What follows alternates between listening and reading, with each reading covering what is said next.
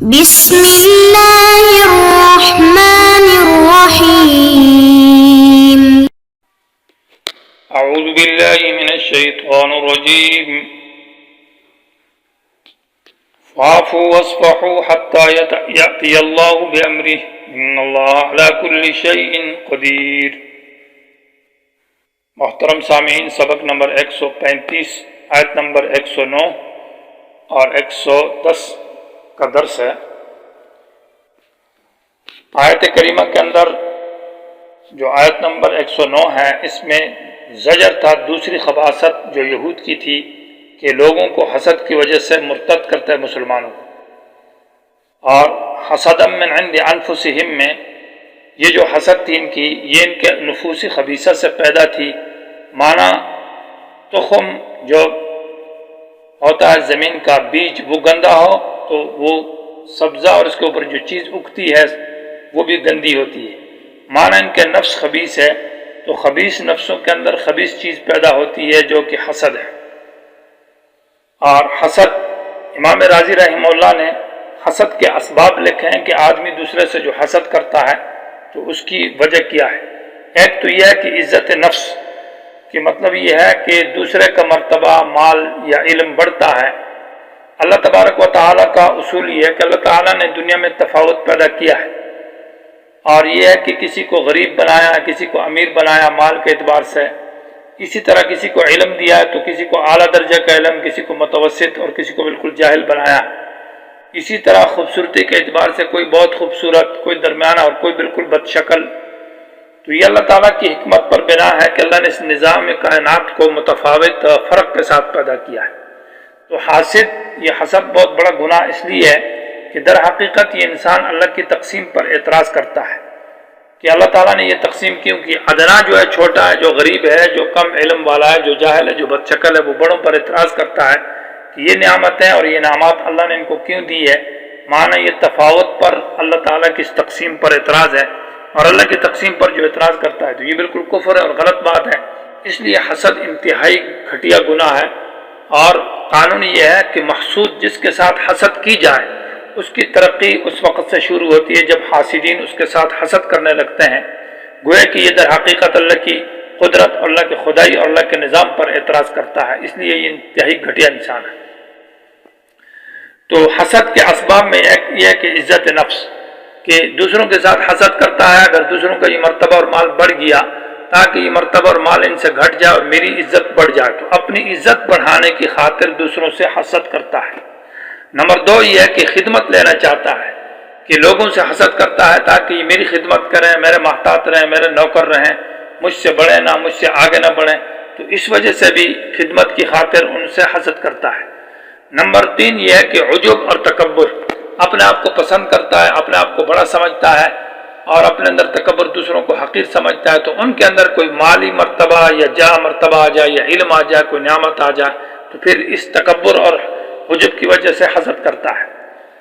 Number 4 یہ ہے کہ اپنے مقصد تک اس لیے حسد کرتا ہے کہ اگر یہ لوگ میدان میں آگے آ گئے، انہوں نے کام کیا تو میں رہ جاؤں گا، تو میرے مقصد تک میں نہ پہنچوں گا، میرے لیے یہ لوگ رکاوٹ بن جائیں گے، کیونکہ فلاں آدمی کے اندر قابلیت زیادہ ہے، علم زیادہ ہے، یا فلاں کے پاس پیسہ اور مال زیادہ ہے، تو لوگ اس کو چاہیں گے تو میں پیچھے رہ جاؤں گا، تو اس وجہ سے بھی حسد کرتا ہے۔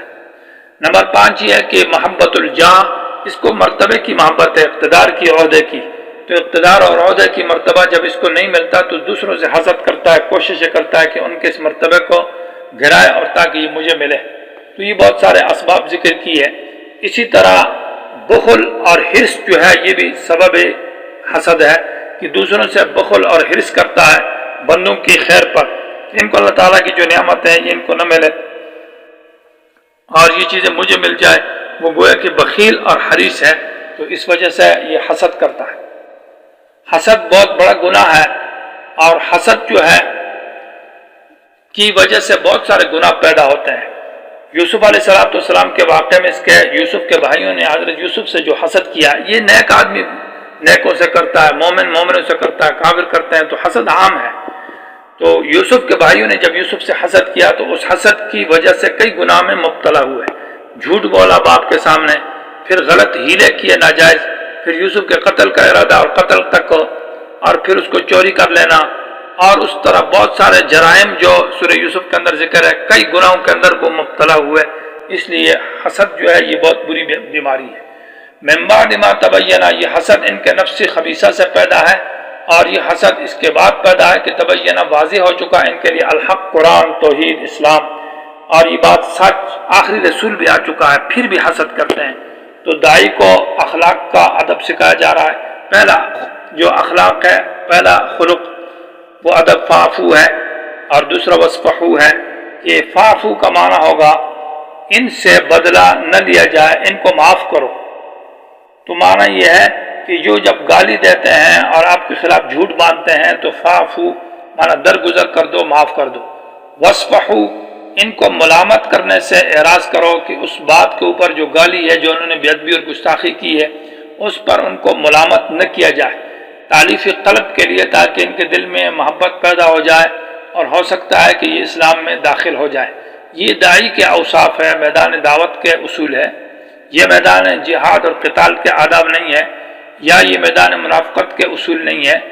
یہ عام حالات میں جب انسان دعوت دیتا ہے تو اس کو یہ اوصاف اپنانے چاہیے۔ فاعفو کا معنی ہے ان کی گالی سے درگزر کرنا، اور وصفحو کا معنی ہے کہ ان کو ملامت اور برا بھلا کہنے سے اعراض کرنا ہے۔ دوسرا فرق یہ ہے کہ عفو کا معنی ہے بدلہ نہ لینا، اور صفحہ کا معنی دل سے اس کی جو برائی ہے، آپ کے دل میں جو سے تکلیف ہے، اس تکلیف کو ہٹا دینا، اس کا اثر ختم کر دینا، اس کے بارے میں نہ سوچنا، عملی طور پر اس کے ساتھ معافی کا مظاہرہ کرنا، معاملہ کرنا۔ اور یہ کہ عفو کا معنی تجاوز کرنا، یعنی ان کی گالیوں سے ان سے تجاوز کر جاتا، کچھ بھی نہیں کہتا۔ اور صفحہ کا معنی ہے کہ فصفحو معنی ان کے گالیوں کا ان سے دوستی سے اعراض کرنا، کہ ان کے ساتھ دوستی نہیں کرے گا، تعلقات کو بھی ختم کرے گا۔ اور عفو کا معنی دلی محبت کو مٹا دو، دل میں جو اس سے محبت ہے اس کو ختم کر دو، عفو معنی مٹانے کے۔ اور وصفحو کا معنی ہے کہ اس کے ساتھ دوستی اور تعلقات سے اعراض کرو، حتی یأتی اللہ بامرہ، یہاں تک کہ اللہ اپنے امر کے ساتھ آ جائے۔ مراد یہ کہ تمہیں غلبہ دے دے کہ وہ ختم ہو جائیں گے، اللہ تعالیٰ جو ہے قتال کا حکم لے آئے۔ ان اللہ علی کل شیء قدیر، بے شک اللہ ہر چیز پر قادر ہے۔ تو اللہ تعالیٰ ان سے تمہارے بدلے پر بھی قادر ہے، اللہ تعالیٰ ان کو ذلیل کر سکتا ہے اور تمہیں غلبہ دے سکتا ہے۔ ایسے معاملات کی وجہ سے انسان اللہ کی طرف سوچے، صبر کرے اور بدلہ نہ لے، تو اللہ تعالیٰ بہت ہی مدد کرتا ہے۔ واقعی الصلاۃ مزید اخلاق کی ہے کہ دعوت کے میدان میں استقامت کے لیے کہ انسان حق پر ڈٹا رہے تو ان اوصاف کے اوپر عمل کرے کہ نماز کی پابندی کرے، کیونکہ جب بھی کوئی انسان پر مصیبت اور مشکلات اور لوگوں کی طرف سے گالی اور طعنے آتے ہیں تو وہ نماز پڑھتا ہے، اللہ سے دعا مانگتا ہے، تو اللہ تعالیٰ اس کی حفاظت فرماتے ہیں۔ استقامت کے لیے نماز پڑھنا ضروری ہے۔ واقعی الصلاۃ، نماز پڑھتے رہو، نماز کو قائم کرو۔ وآتوا الزکوٰۃ، اور صدقات اور زکوٰۃ بھی دیتا رہتا ہے تو اس سے مصیبت اور بلا ٹل جاتی ہے۔ تو انفاق کر اللہ کے راستے میں، یہ دو اخلاق ہے، اس سے استقامت حاصل ہوگی۔ اور تیسرے نمبر پر یہ بدنی عبادات اور مالی عبادات کے علاوہ ہر نیک کام کرنا چاہیے، جو بھی نیکی کا کام ہو اور جو بھی سنت کا کام ہو، دین کا کام ہو، اس میں تاخیر نہ کرے۔ تو عموماً تیسرے حکم کو ذکر کیا، وما، اور ہر وہ عمل تقدمو جس کو تم آگے بھیجتے ہو۔ تو قدمو میں اشارہ ہے کہ آخرت کے لیے جو عمل کیا جائے، جو آگے بھیجا جاتا ہے، نہ کہ دنیا میں۔ لیکن اس کے لیے دو شرطیں ذکر کی ہے۔ ایک یہ ہے کہ اس میں نیت اپنے نفس کے لیے ہو، دوسرے کے لیے نہ ہو۔ ہاں، اس لیے کہ جو بھی عمل کرتا ہے، نیکی کا صدقہ، خیرات، نماز، عبادات، اور اس میں نیت اپنے لیے ہو۔ دوسری یہ کہ من خیر، وہ سنت کے موافق ہو۔ خیر کا معنی خیر الہدی ہدی محمد صلی اللہ علیہ وسلم، بہترین طریقہ نبی کا طریقہ ہے۔ وہ بدعت نہ ہو، رسم نہ ہو، رواج نہ ہو، وہ شریعت کے اصولوں کے مطابق عمل ہو اور اپنے نفس کے ارادے کے لیے کرے۔ تو ان دو شرطوں کے ساتھ تجدوہ، پاؤ گے تم اس کا ثواب۔ تجدوہ معنی ثواب ہو، اس کا ثواب پاؤ گے عند اللہ، اللہ کے پاس۔ معنی یہ ثواب ضائع نہیں، اللہ اس کا اجر اور ثواب دے گا، اس لیے کہ ان اللہ بما تعملون بصیر، جو کچھ بھی تم اعمال کرتے ہو اللہ دیکھ رہا ہے۔ تو چھوٹی نیکی کی اللہ اس کو بھی دیکھ رہا ہے، بڑی نیکی کی اللہ اس کو بھی دیکھ رہا ہے، برداشت کی اس کو بھی اللہ دیکھ رہا ہے، لوگ گالیاں دے رہے ہیں اللہ اس کو بھی دیکھ رہا ہے، اللہ بدلہ بھی لے سکتا ہے۔ یہ سب کچھ معاملات تمہارے اللہ کے سامنے، اللہ دیکھ رہا ہے، تمہارے اعمال کو ضائع نہیں کرے گا۔